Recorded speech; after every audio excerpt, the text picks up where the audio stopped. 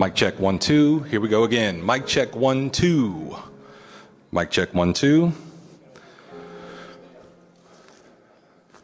For the podium.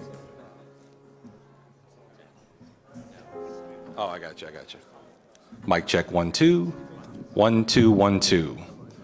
Mic check 1. Mic check 1 2. 1 2 1 2. 1 2 1 2. 1 2. Mic check 1 2. 1 2. 1 2 3 4 5 6 7 8 9 10 11 12 13 14 15 16 17 18 19 20. Mic check 1 2 3 4 5 6 7 8 9 10 11 12 13 14 15 16 17 18 19 20. Audio check 1 2 1 2. Audio check 1 2 1 2. Mic check 1 2 1 2. Mic check. Audio check 1 2 3 4 5 6 7 8 9 10 11 12 13 14 15 16 17 18 19 20. This is a mic check. Audio 1 2 3 4 5 6 7 8 9 10 11 12 13 14 15 16 17 18 19 20.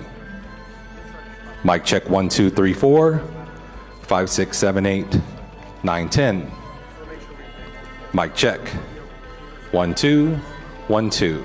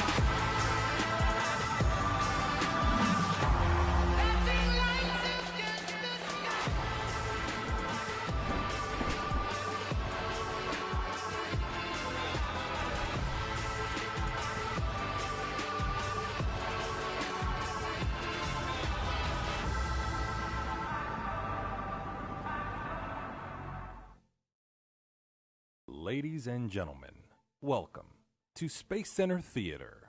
We'd like to remind you at this time to please place your mobile devices on silent.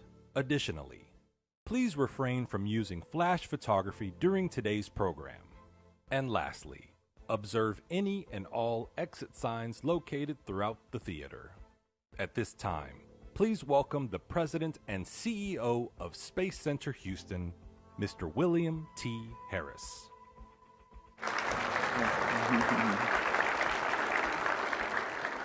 Good morning and welcome to Space Center Houston. We're absolutely thrilled to host today's ceremony. I also want to extend special greetings to those joining virtually. We have more than 1,000 people participating from across the country, and we're so excited to have you as part of this very historic occasion here at Space Center Houston. We're a nonprofit science and space exploration learning center where we share the exciting mission of NASA's past, present, and future.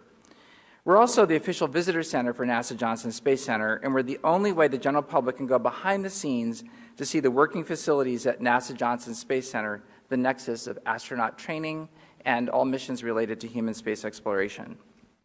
Space Center Houston is the #1 destination in Houston for international visitors, and we draw more than 1.25 million visitors annually. And of those visitors, 250,000 are teachers, students, and educators who visit from around the world to take part in our education programs. So I hope while you're here today, you have an opportunity to see some of our many exhibits that explore the past, present, and future of space exploration. We're dedicated to inspiring people through the wonders of space exploration, and so it's appropriate that we hold today's ceremony for our future leaders in the Army. Thank you for joining us at this historic event. The U.S. Army Recruiting Command, in collaboration with Space Center Houston, is delighted to host this first live Oath of Enlistment ceremony administered by a NASA astronaut aboard the International Space Station. So, I know, it's great. I think that deserves a whoop and a round of applause.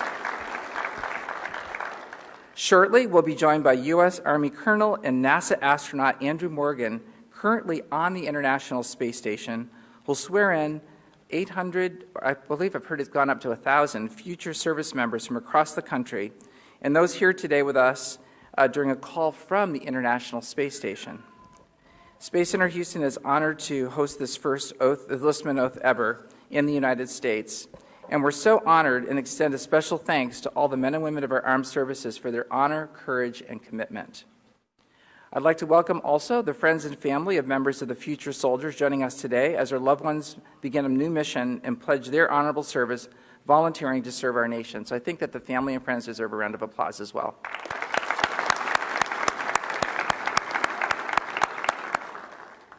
I'm also thrilled that we're joined today by Stacy Morgan, who is the spouse of Colonel Andrew Morgan. So Stacy, would you please raise your hand and be acknowledged?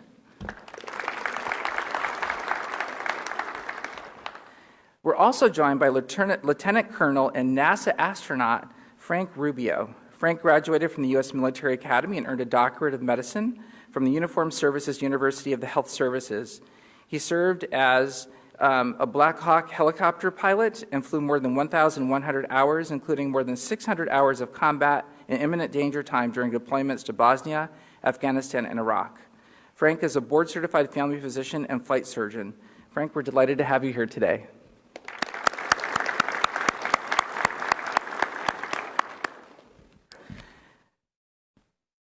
So now it's my pleasure to introduce someone who is very accomplished in his service to the United States and will be officiating today's ceremony with Colonel Morgan, Brigadier General Patrick Michaelis, Deputy Commanding General for the United States Army Recruiting Command. He's a distinguished military graduate from Texas A&M University. Ooh, yeah. A few Texas A&M grads here. He was commissioned as a second lieutenant of armor in 1993. Previous assignments include Deputy Commanding Officer for the 1st Infantry Division in Fort Riley, Kansas, and Commander, Mission Command Element, Operations Atlantic Resolve in the United States Army Europe, and he has served in various other command and staff positions. He earned a Bachelor of Arts in History from Texas A&M, a Master's in Public Administration from Harvard Kennedy School of Government, and a Master's in Strategic Studies from the United States Army War College, specializing in strategic planning. So please join me in welcoming Brigadier General Patrick Michaelis.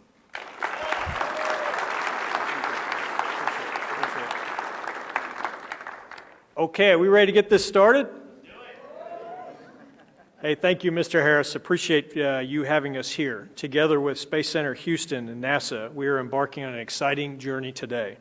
We have an incredible opportunity to experience a dream all of us grew up with, the opportunity to touch the stars. Right now, 250 miles above us flies the International Space Station, traveling at speeds that defy imagination, circling the planet every 90 minutes. Simply amazing. So though the U.S. Army and NASA have been working together for over 60 years, this is the first time to host a nationwide Oath of Enlistment from space for over 1,000 future soldiers at over 150 locations where they will launch, no pun intended, their careers.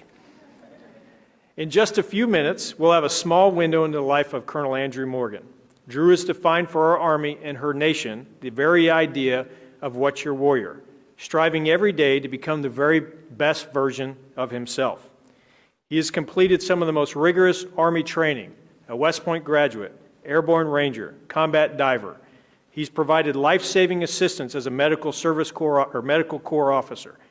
He has completed 7 spacewalks, working for NASA on the ISS.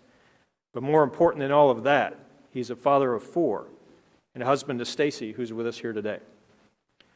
Also with us today, we're fortunate to have in the audience the Army's newest astronaut, Lieutenant Colonel Frank Rubio, who will take questions later. The Army's involvement in space is not limited to just astronauts. In fact, the Army is the largest user of space-enabled systems, and our Army's modernization efforts continue to focus on the asymmetric capabilities that space-based technologies can provide. More than ever, we need qualified and innovative talent who are on the cutting edge of tomorrow's potential. The future soldiers represented here today and across this nation represent that future, whether it's on the ground, in the air, or in cyberspace. They will work with tomorrow's technology and are about to embark on a journey that will shape their entire lives. We are excited they get to begin their Army story with this remarkable experience here at Space Center Houston. Finally, it's important to recognize the families and friends that are here to support. As an old soldier, I can personally attest to the value of family to our collective success. To you all, we are privileged to welcome your sons and daughters, brothers and sisters, into our Army family. Okay, that's enough from me. Let's get to the exciting part of today's event. Once we connect to Colonel Morgan on the International Space Station, we'll have about 20 minutes for the Oath of Enlistment and for Colonel Morgan to answer some questions. Be patient because this may take a second, so let's go ahead and make the connection.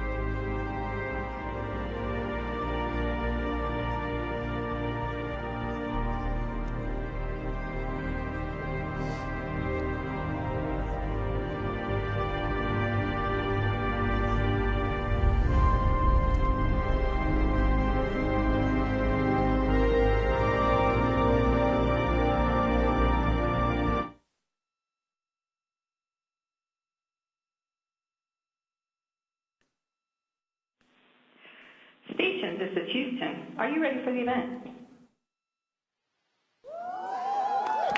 Houston, this is Station. I'm ready.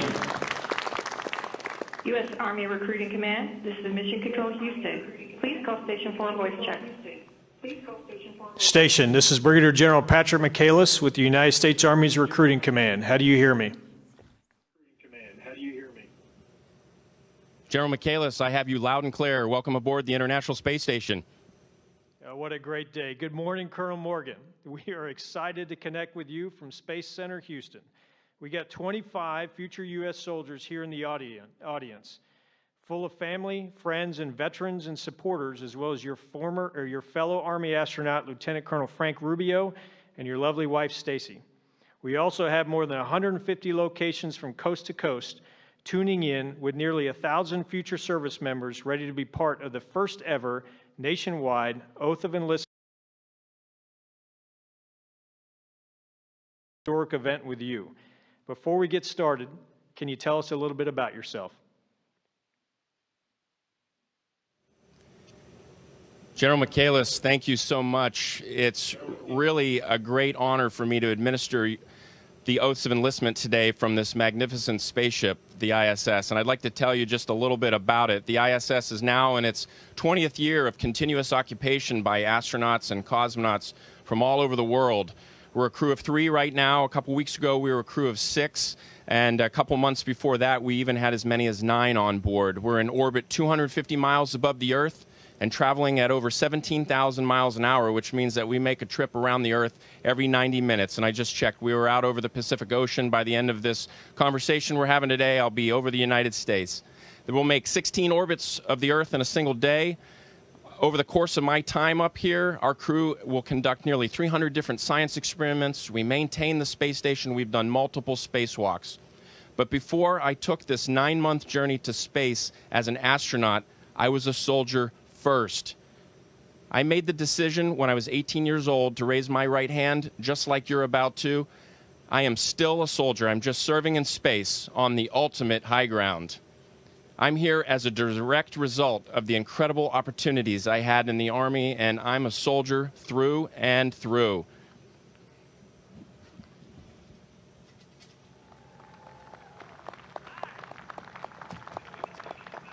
Oh, that's fascinating. That is awesome. That is awesome. Today marks the first day of the rest of your lives, and you will forever be changed by your decision to serve your country. And General Michaelis, if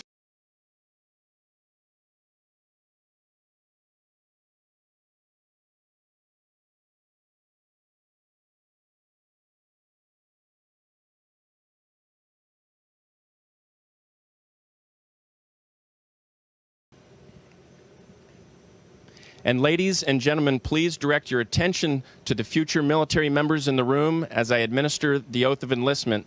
These service members from across the nation are enlisting and affirming their commitment to serve in the United States Army, the Army Reserve, and other branches of the armed services. Future soldiers, sailors, airmen, and Marines, please raise your right hand and repeat after me. I state your name. Do solemnly swear that I will support and defend the Constitution of the United States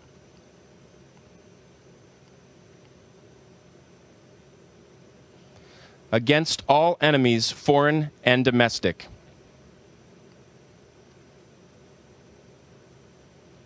that I will bear true faith and allegiance to the same,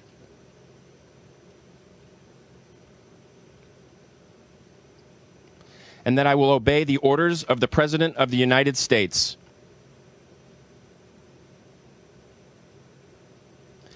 and the orders of the officers appointed over me.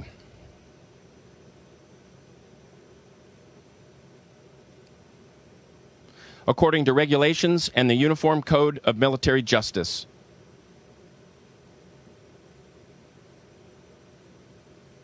So help me God.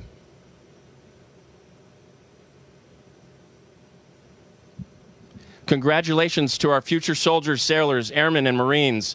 Let's give an enormous round of applause to these great Americans who have answered the call of duty to serve our great nation.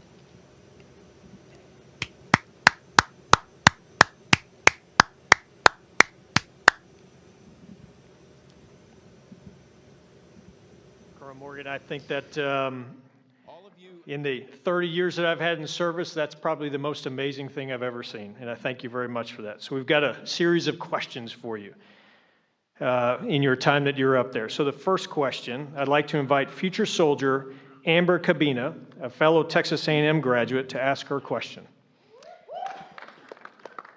So, if you had to bring one friend on this mission, who would it be and why? Well, that's a tough question, but I'm going to have to tell you that the crewmates that I've flown with are exactly the people that I would want to fly with again. I had the unique opportunity I was selected in 2013 with 7 other great Americans, and by a rare coincidence, I got to fly with 3 other of my classmates that were selected my same year. At one point, there were 4 from my class all on the space station at the same time, and all of my classmates and all the astronauts that I serve with are wonderful people, and I would fly with any one of them again. They're wonderful people. I really can't say enough. Thank you. Okay, our next question. Future soldier Lindsay Alexander from Lake Brantley High School in Almonte Springs, Florida asks, with all your experiences in the United States Army and as an astronaut, you've obviously had a lot of difficult tasks and had to overcome numerous obstacles throughout your illustrious career. Which would you say was the most difficult? And in what ways did you overcome obstacles so that we, as future soldiers, can take those lessons learned with us into our careers?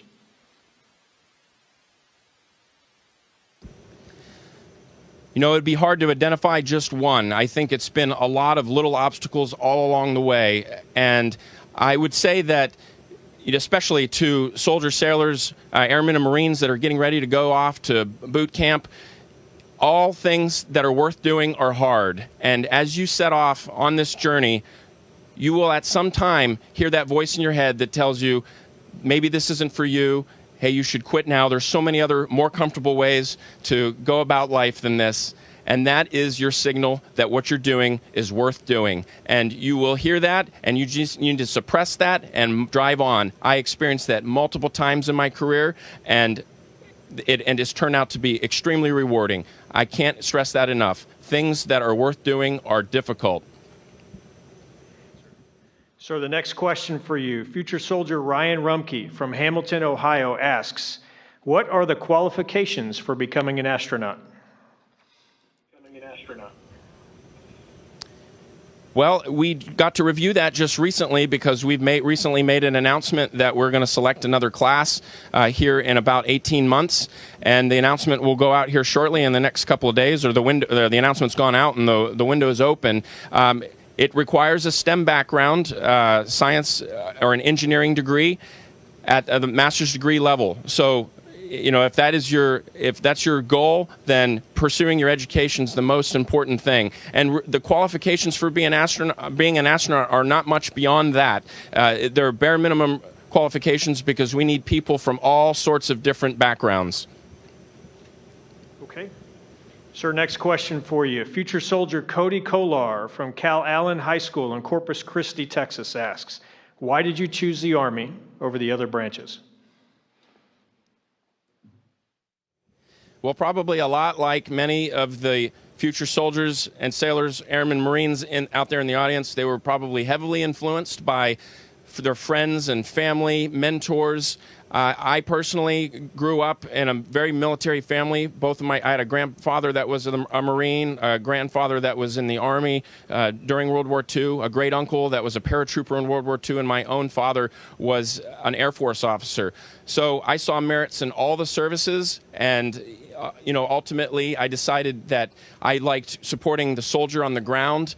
I enjoyed first of all, the history and tradition of the Army really drew me in, and then I like the variety of opportunities that the Army's presented. If you ever find yourself bored or not finding what you're interested in the military, you're not looking hard enough. Keep looking, because it's out there. There are so many opportunities. Thank you. Next question. Future soldier Felix Hernandez from Vista, California asks, what is your biggest piece of advice to graduating seniors interested in STEM, science, technology, engineer, math?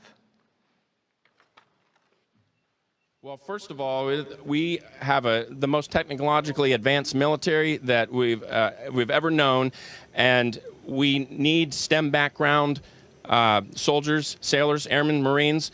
About a third of military occupational specialties in the Army right now require STEM backgrounds or are affiliated with STEM backgrounds, and that's critical. But I would also, for anybody pursuing studies in STEM, I would tell you what I've told my own children, which is do it because you love it, or it's on the pathway, the necessary pathway to get where you will love. And that's most important, because you've got to love what you're doing.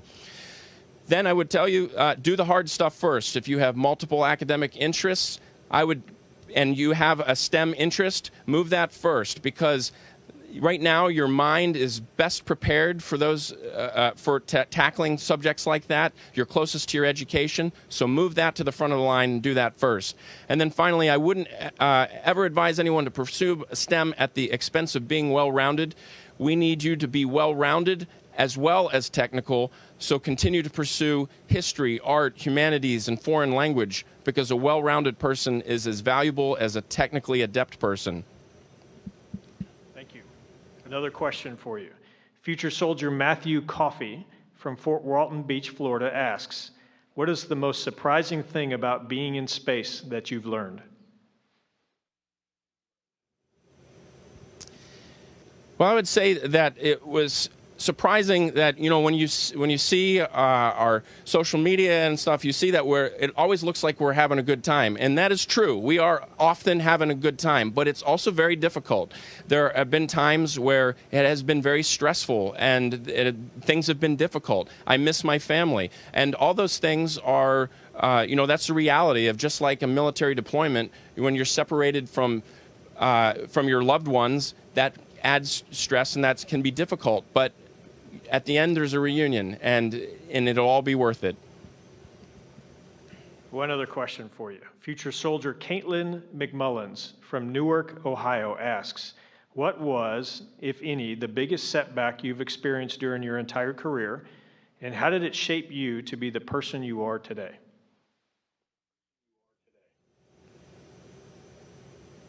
Well, I could tell you about something fairly recent. When I was selected as an astronaut, I got an injury that required surgery and set me back in my training by multiple months.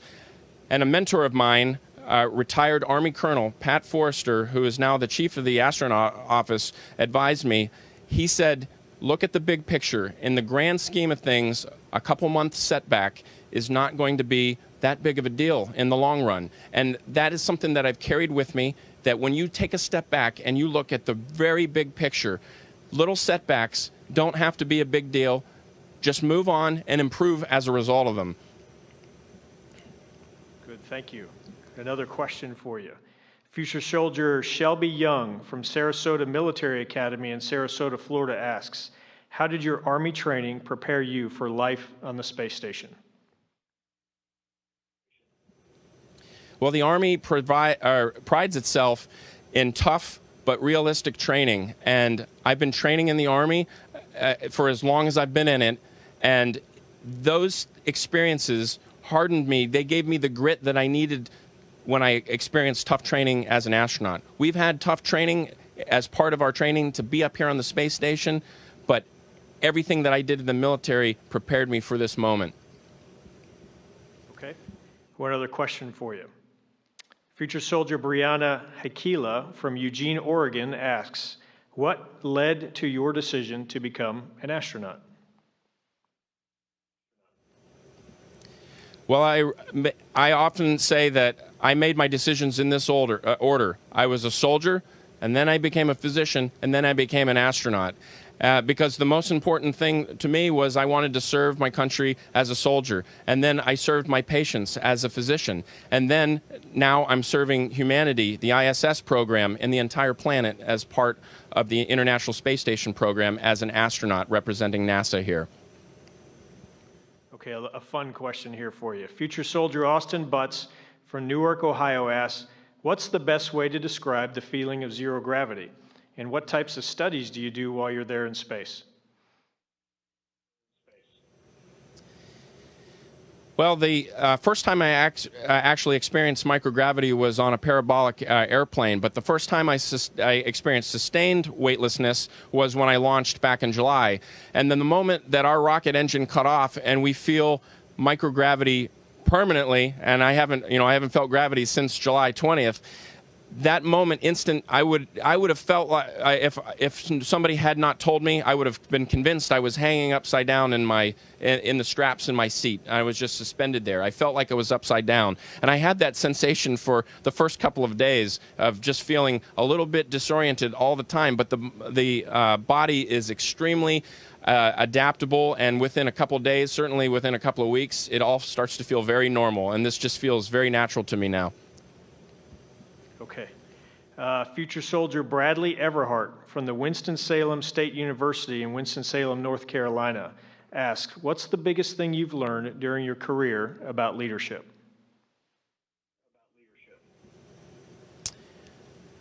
By far, putting others before yourself, selfless service. If you apply that principle to your leadership, I guarantee you will be successful.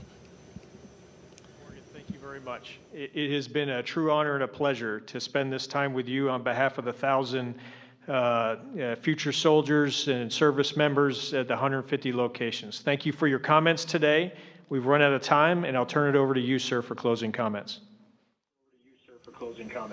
Absolutely. Thank you, sir. All of you have started an exciting journey that begins today, and I am so proud of you and your decision to serve and humbled to be able to share this experience with you.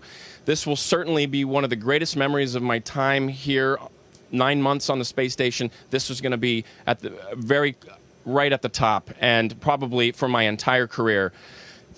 Just really was fantastic to be with you. Thank you to everyone who participated today and made it all possible. NASA, the Space Center Houston, U.S. Army Recruiting Command, and Army Space and Missile Defense Command. I'd like to give a quick shout out to some of the other participating locations across the country, like Hauppauge High School in Hauppauge, New York, Antelope Valley High School in Lancaster, California, and Clarksville High School in Clarksville, Tennessee. And I just have a couple more things to show you.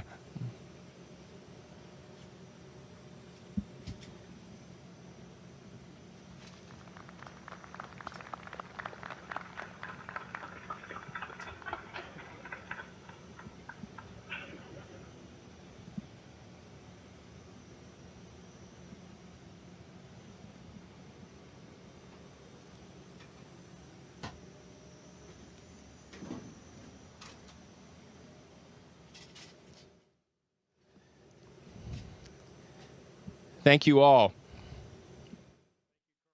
Station, this is Houston ACR. The American Space Agent has returned on to continue to share supreme duty and working on the International Space Station. Thank you. Thank you to all the participants from the U.S. Army Recruiting Command. Station, we are now resuming operational audio communications. How was that? Was that awesome?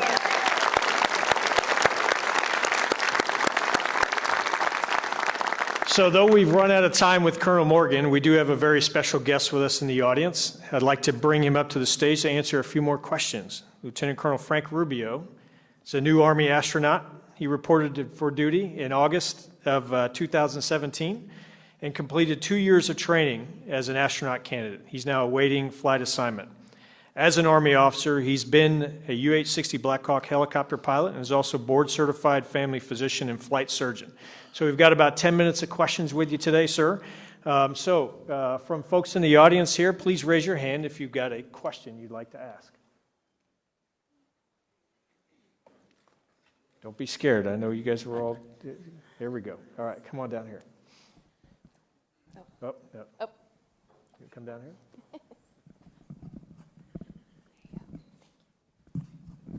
Well, I'm sure it wasn't easy getting to where you are today. So, what are some of the sacrifices that you had to make throughout your career, and what was the lesson you learned from it? Sure, that's a great question. So first of all, let me say good morning and thank you guys and congratulations. Thank you for letting me be a part of this. This is really very special for me, and I know you've now seen a bunch of old soldiers talking to you guys, but really this is about you guys and your families. And so we, as an Army, as the Armed Services, and as a nation are really thankful for what you're doing. You're going to find that as you wear your uniform at the airport, in the grocery store, at McDonald's, you're going to have a lot of people thanking you. And it feels kind of weird, but honestly, and I include myself in this because I always try to do it, it's a heartfelt thanks because you've chosen to serve our country and to do something hard. And so for that, we're incredibly thankful. You guys represent the future of the Army, Navy, and the Air Force. I'm going to keep saying Army, but whoever's not Army here, we're just as thankful for you guys. So all that to say, you guys are the future, and without you guys, all the sacrifices we've made mean nothing. So again, thanks for what you're doing. As far as sacrifices, I wish I could tell you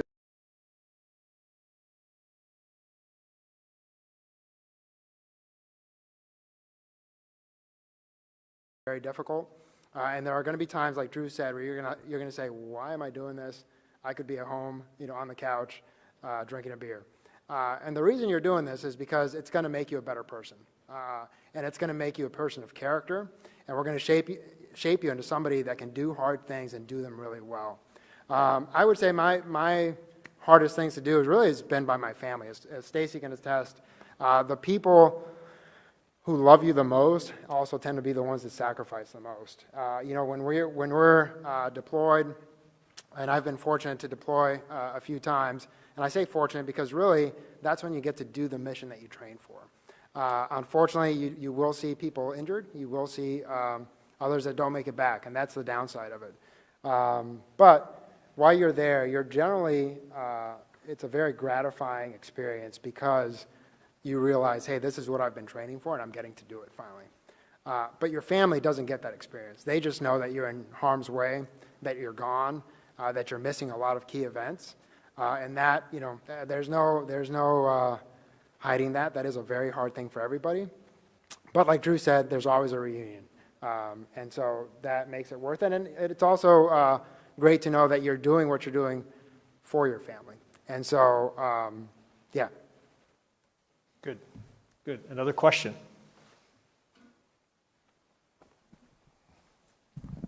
How competitive is it being an Army astronaut? Well, it is very competitive. Again, unfortunately, and I always have a hard time answering this because it makes it sound like I'm bragging, but the reality is, mathematically, it's just almost an infinitesimally small chance of getting selected.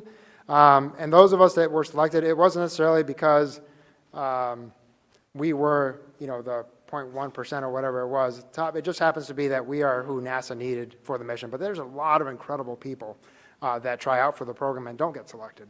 One of the most satisfying things for me when I was going through the assessment was getting just to meet other people. And unfortunately, sometimes the public perception is, hey, our country's going downhill, hey, it's not doing, but really, when you go through processes like these and you are around other people, you really, there are some amazing Americans out there, and so just getting to work with those people was really a great experience. So yeah, it is selective, as will be other things. You guys are going to have opportunities to go to airborne school, air assault school, go be a ranger, go, whatever. The Army is an endless opportunity, and so all those things are challenging, and there's lots of people that want to do those things, and a lot of it comes down to who just has the grit to not quit. You'll be surprised how it's often not about being the best. It's just about not quitting and giving it your best. Good answer. Who else?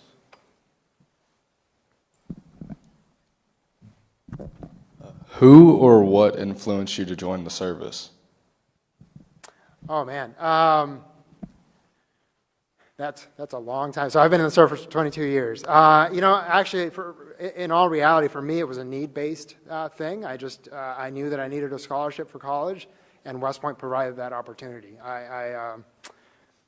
It was not something that I had dreamt about. Now, I was fortunate enough that I had done well enough in school that when that became a dream, I was able to pursue it. So yeah, there wasn't necessarily somebody that was saying, hey, this is the path you should take. It was more out of need, but it actually turned out to be a bigger blessing than I could have ever imagined, because it really fit my personality well.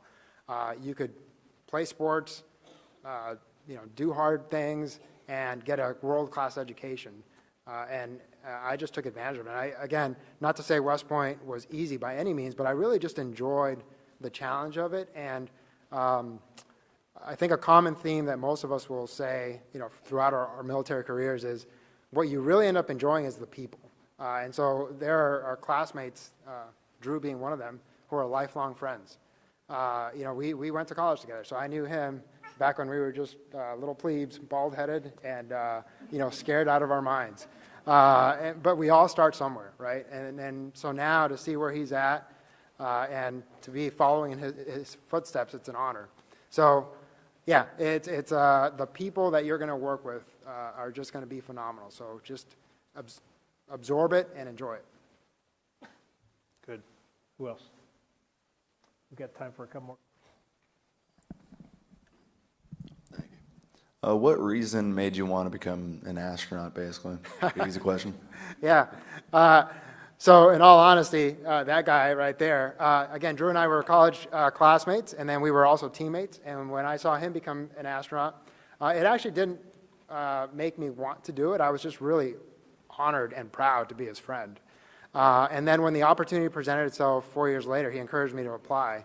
And kind of like I said about West Point, it wasn't something that I had dreamt about, but my career happened to line up, and I had done a lot of things that allowed me to be a good candidate. But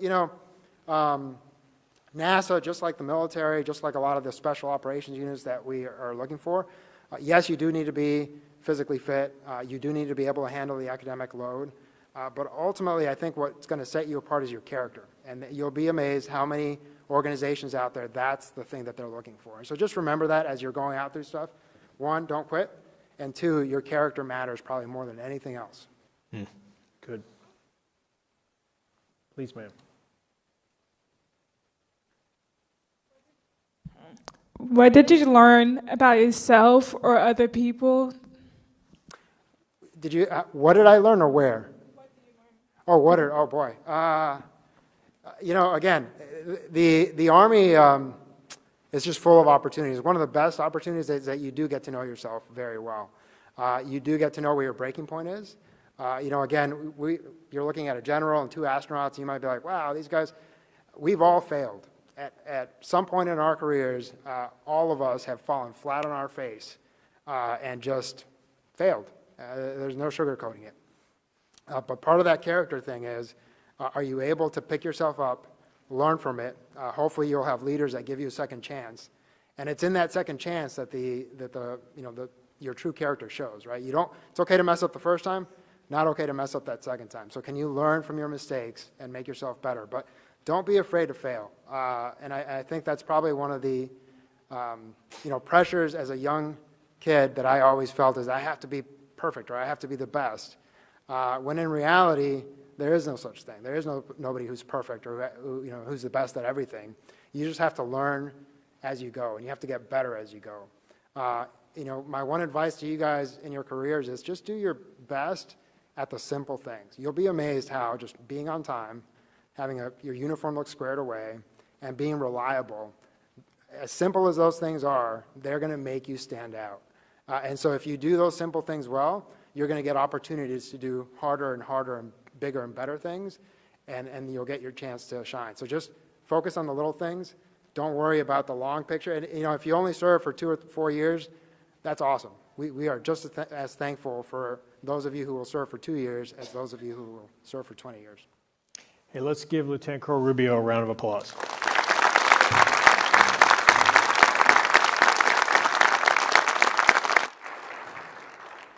So Frank, I appreciate you spending the time with us today. I mean, as I listen to Lieutenant Colonel Rubio, I hear three things. Be competent in your craft, be values-driven, and always lead. And I appreciate your leadership, you volunteering for this, and on behalf of the United States Army Recruiting Command, the United States Army, I want to thank you very much for your time today. Thank you. Thanks, sir. Appreciate it.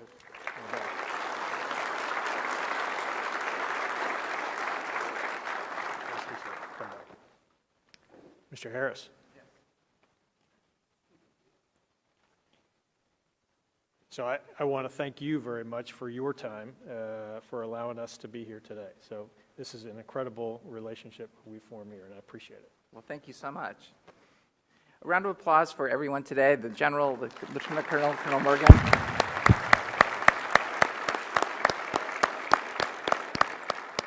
We're so thrilled to have you all here today, and we wanted next to show you just a brief video about Space Center Houston so you get a sense of the scope of activities and programs we offer here. So let's please roll the video.